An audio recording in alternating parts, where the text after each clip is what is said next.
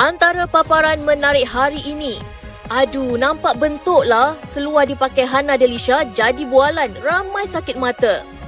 Syamsul setakat ni belum berhubung dengan mak ayah dia. Yusof Aslam bersangka baik anak sibuk kerja. Nurul Syuhada tampil menjawab mengenai suaminya yang bakal kahwin dengan orang ketiga. Bita jahanamkan bisnes virus kepada masyarakat. Suami Fatin Afifah kutuk media Malaysia. Founder Misi bakal perkenal mata wang baru, netizen kritik salah di sisi undang-undang.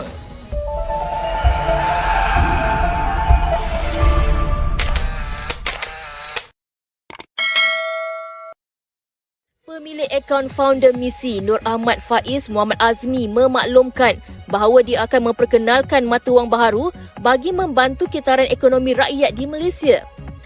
Dalam kenyataan yang dibuat di media sosial Faiz, mata wang baru itu bukanlah berbentuk kripto dan akan diberi percuma kepada rakyat. Jelasnya lagi, mata wang tersebut akan mempunyai nilai tersendiri dan akan meningkat bersandarkan ekonomi baru yang dimonopoli oleh rakyat sendiri. Meskipun pengumuman itu seperti diterima baik netizen di Facebook, namun dikecam hebat di laman media sosial Twitter. Kata netizen, hanya Bank Negara Malaysia yang berkuasa untuk mengeluarkan mata wang dan pengenalan currency baru oleh mana-mana pihak dan individu adalah menyalahi undang-undang negara Malaysia. Malah ada yang mengkritik founder Misi itu terlalu bercita-cita tinggi dan mungkin hanyalah seorang skamer semata-mata. Sekadar info, Faiz sebelum ini pernah melancarkan kempen menderma kepada pesakit bayi Atif yang mengidap penyakit genetik jarang berlaku iaitu atrofi otot spina yang memerlukan dana lebih 9 juta ringgit. Kita dah ready sejak 2 tahun yang lepas dan kita dah ready untuk lancarkan. Tapi sebelum saya nak berikan explanation yang full secara live, tolong ajak semua orang untuk komen ramai-ramai dan follow account ni. Dan moment kita buat live, kita lancarkan, kita kena buat sampai jadi. Tak ada jalan patah belakang. Suami kepada Fatin Afifah, Alif Awang tampil meluahkan perasaan bengang dalam beberapa hantaran di Instagram story miliknya. Alif atau lebih dikenali sebagai Opai itu pada mulanya telah membuka kaunter permohonan maaf buat mereka yang ingin memohon maaf kepadanya. Kaunter maaf dibuka sekarang, sertakan nama penuh dan IC untuk saya ampunkan dosa fitnah dan cacian, tulisnya. Malah Opai ada menulis panjang lebar mengenai media Malaysia yang didakwa busuk hati dan bitter terhadap dirinya dan isteri kerana tidak memberi kerjasama untuk membuat liputan pada hari pernikahannya tempoh hari. Opai juga mendakwa media tempatan telah menjadi punca keretakan rumah tangga, menjahanamkan perniagaan, mengeksploitasi orang yang tidak bersalah serta membahagikan hubungan antara kaum. Dia dilihat tegas menyatakan bahawa media adalah virus kepada masyarakat. Sekadar info, Fatin Afifah telah bergelar isteri kepada Alif Awang dalam sebuah majlis pernikahan yang diadakan secara tertutup pada hujung tahun lalu. Fatin pernah mendirikan rumah tangga bersama pelakon Adam Shaz pada 21 Disember 2013 sebelum bercerai pada Mei 2017. Hasil perkongsian hidup itu mereka dikurniakan seorang cahaya mata iaitu Ivy Hera Sofia.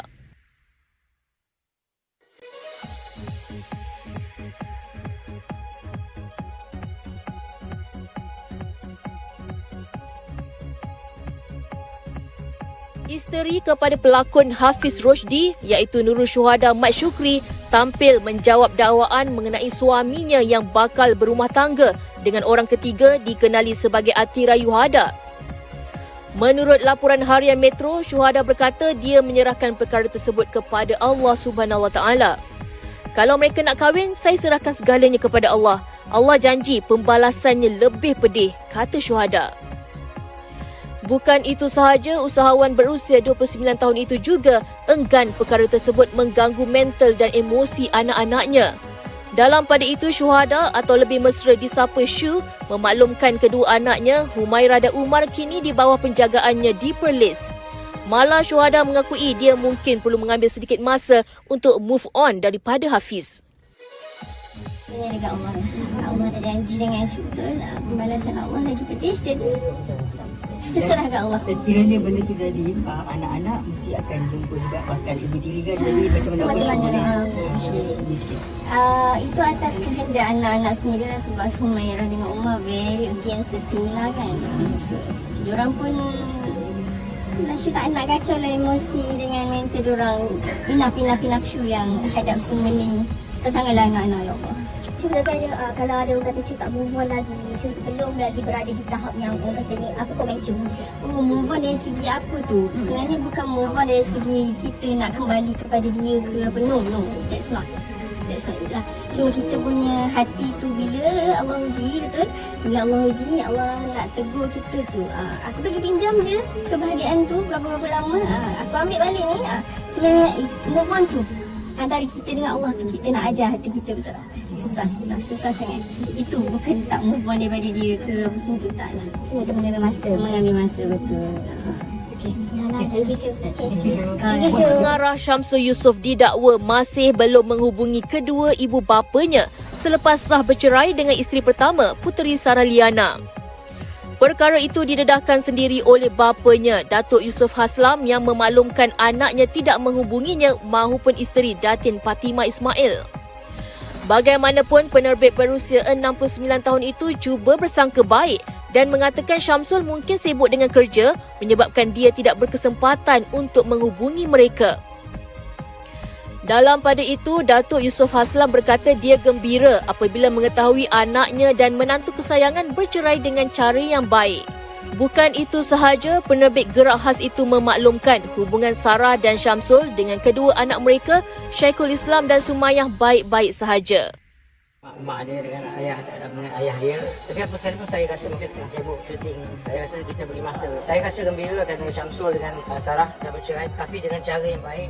Hubungan antara dia dengan Syamsul, dengan anak-anak dia okey. Orang kata walaupun berlaku perceraian, tapi hubungan harus kekal demi anak-anak. Dan saya mendoakan yang terbaiklah kepada Sarah dan juga kepada Syamsul lah. Dan Syamsul, Sarah dia boleh menghabiskan filem Original Gangster dengan sempurna, dengan kejayaan lebih besar lagi. Semasa Datuk Seri melihat video Kerabat-Tok mahkamah tu, kita dapat lihat selepas perceraian mereka lebih orang kata mesra, Sarah dan juga Syamsul kan. So daripada Datuk Seri melihat perkara tersebut sebagai perkara positif, ada yang menyatakan kenyataan yang Datuk berharap jika ada peluang untuk rujuk. Ya, betul lah. Saya pun nak ikhlas. Ramai juga kawan-kawan saya yang anak-anak mereka ada berlaku perceraian. Selepas beberapa tahun kemudian rujuk balik. Tapi saya tidak boleh menyatakan apa-apa sebab segalanya takdir yang akan menentukan. Mungkin takdir telah tertulis begitu, itulah jadi dia. Kalau tidak, tidaklah. Hanya Allah yang menentukan lah. Kan? Tapi kami sebagai orang tua, kita doakan yang terbaik. Jadi Datuk, bila kita bercakap pasal kes perceraian tu, ada yang kita baru tahu di mana pernah dilafaz cerai dan rujuk kepada itu. Adakah macam Datuk dan Datin tahu mengenai iklan tersebut atau baru tahu sebenarnya? Kita orang, mungkin isteri saya tahu, mungkin isteri saya lebih rapat dengan dia. Mungkin, tapi saya tak tahu. Tapi isteri saya mungkin tahulah. Dan saya pun tak boleh tahu kan. Ingat, lepas tahu bila dah kita kecoh itu. Tapi sekalipun Alhamdulillah, mereka dah berdamai. Walaupun dah bercerai, dia berdamai. Hubungan tu harus dikekalkan terus. Kerana Syamsul juga harus tahu bahawa kehidupan ini tidak semudah yang kita sangkakan. Dan satu lagi, saya punya nasihat kepada anak-anak saya, kepada semua orang, anak muda, ingat kejayaan hari ini tidak menjanjikan kejayaan esok. Jadi kita harus sentiasa bersyukur dengan setiap nikmat yang diberi dan jangan menganggap Sebelum ini, nama pelakon jelita Hana Delisha ditegur peminat gara-gara memuat naik foto yang dikatakan terlalu mendadak. Nama Hana Delisha kini kembali menjadi bualan warganet di platform TikTok setelah ramai yang berasa kurang senang melihat seluarnya. Melalui rakaman yang dimuat naik di platform TikTok baru-baru ini, gambar tersebut difahamkan diambil setelah selesai sesi penggambaran drama Andai Itu Takdirku. Dapat dilihat dalam gambar tersebut, seluar yang dipakai oleh Hana kebetulan menampakkan bentuk yang tidak sepatutnya dilihat ramai. Susulan itu meninjau di ruangan komen. Rata-rata netizen sakit mata melihat gambar tersebut dan ada juga beberapa individu yang meninggalkan komen lucah. Video tersebut telah meraih hampir 300,000 tontonan dan lebih 9,000 tanda suka daripada pengguna. Jenny has been alright. Satu experience yang sangat-sangat challenging untuk Ana. But I'm really thankful that sekali nak cakap dengan Kak Fah, Team Astro dan juga SR1 Production. Thank you kerana memilih Hana untuk menjadikan watak Alia. watak ayah ni memang bukan watak yang senang dibawa, tapi memang it's a challenge dan Hana harap sangat you guys puas hatilah dengan lakonan Hana. It's not easy. Sangat Tidak pula je. I would not have done my best without my crew, Abang Jamal, Amy. All my crew, thank you so much for guiding Hana juga. I love every one of you guys. Di kesempatan ini, kami ingin mengucapkan jutaan terima kasih kepada semua follower Nenggok TV yang setia menantikan video-video dari kami setiap hari. Kami amat menghargai sokongan anda semua. Kepada yang masih belum subscribe, sila subscribe dan follow channel ini untuk mendapatkan lebih banyak lagi info terkini dan sensasi. Sokongan anda semua penting untuk kami terus-menerus menghasilkan video-video menarik.